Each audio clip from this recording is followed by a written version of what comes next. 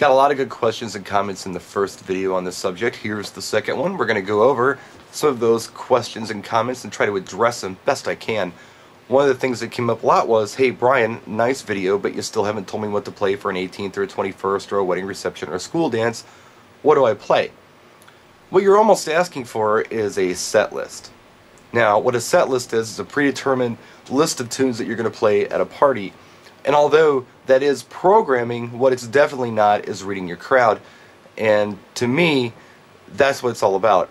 Playing off your audience based on information you have on your audience, or generalizations you make about the people in your audience to get started anyway. And we'll talk about generalizations and stereotypes in a little bit too.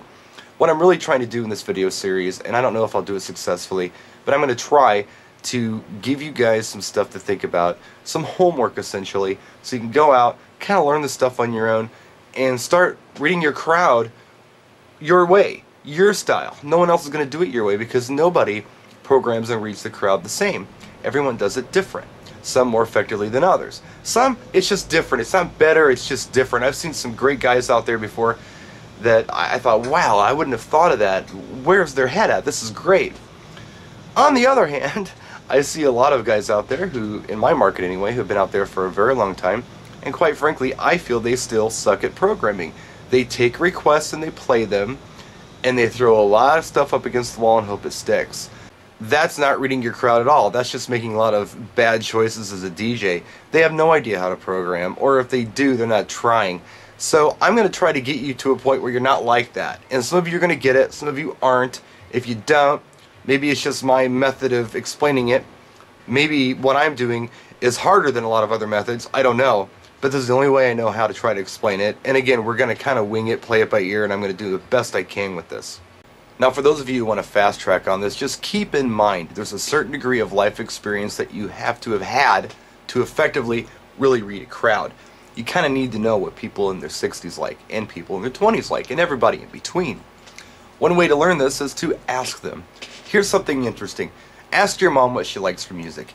You might get a strange answer. She might say, I like jazz, I really enjoy the Carpenters, and I like to listen to Simply Red. Say, okay mom, great. What do you like to dance to? And she could say, oh, the Black Eyed Peas and the Bee Gees, of course. Sometimes people's favorite song isn't necessarily one you can dance to. They've got a whole nother list of tunes they'd like to get down to. Take a look at the Mobile Beat Top 200. It's a list compiled every year from mobile DJ requests that have come through. It's a great list. I don't play every song on the list. It's a USA list, I understand that, but it's a real good general list of what people like. Take a look at that one. Get familiar with the list. If you don't know a tune on the list, Google it, YouTube it, listen to the song, and get familiar with it. In my last video, I suggested that to effectively program or read a crowd, the first thing you need to do is learn your music really well in all genres of music. And some people said, well, do I need to know every note and every bar of every tune? Well, no you don't. But what you're going to find is, over time, the important songs, you will know every bar and every note of the tune, and that's going to help you later on when you finally get into mixing, which is kind of like taking your programming to the next level, I feel. I didn't used to believe in it personally for wedding receptions. Now I do it at every wedding that I do. Alright Brian, so now we've learned all these different genres of music. We read lists like the Mobile Beat Top 200. If we didn't know a song we saw on the list, we looked it up on YouTube and gave it a listen. Now we're real familiar with it. Now what? Well, here's the fun part. Now you get to figure out what turns people on music-wise. Now, what you have to do is realize that our objective isn't always to get people to dance. Sometimes we're doing cocktail hours, sometimes we're doing chill nights at bars, so you don't really have to play dance music for that. That's where learning all music comes in handy. You can play music that people like, and it brings them back to a place, and like, hey, that's a cool tune. On the other hand, when it comes to the dancing part of the evening, you need to concentrate on stuff that get people moving around. Somebody in the comment section of the last video said, well, isn't reading the crowd just making a lot of stereotypes about people? And it's funny because sometimes it is, but it's more of a generalization, common sense kind of thing. And the thing, whether we like it or not, stereotypes and generalizations are usually right. That's why they're stereotypes and generalizations. They're not always right. They're not the rule, but if I had to take a stack of money and bet that the guy over there in the cowboy hat, the beard mustache, western shirt, jeans, and boots like country music, it would be a good bet. If he was a white guy. If he was a Mexican guy, it would be a bad bet, because that guy probably wanted to hear some kind of Tex-Mex music. Maybe not, though. Maybe he wanted to hear hip-hop. But that would be where I would feel like the odds would be that he would like country or the Mexican guy would like Tex-Mex. It's kind of like if you walk into a room and you see a lot of young, attractive people. The women are dressed nice in little cocktail dresses. They're drinking cocktails, nice jewelry, hair is perfect. The guys are laughing, having a good time. Top 40 is probably the way to go for these girls. I think that's what they're going to dance to. Just based on my common sense, they're going to like that. They might not, but what I'm going to do is I'm going to throw a top 40 tune on and see if I get them on the floor.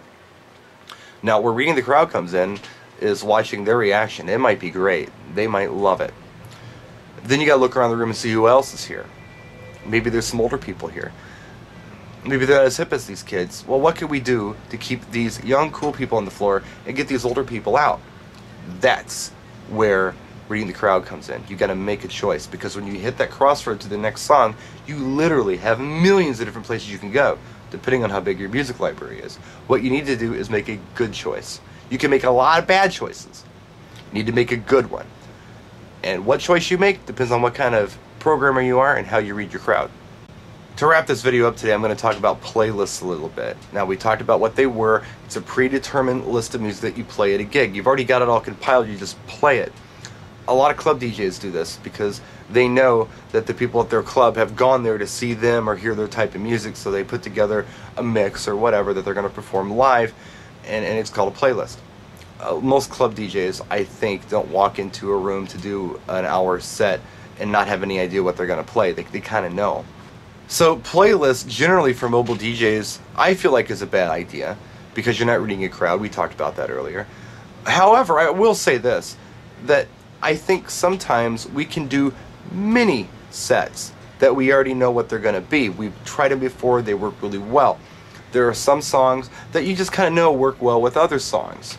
There are certain progressions you can make. I do a lot of them when I'm doing like dance music. Lately I've been doing like moves like Jagger into Party Rock Anthem. It works well for some reason. The energy is good.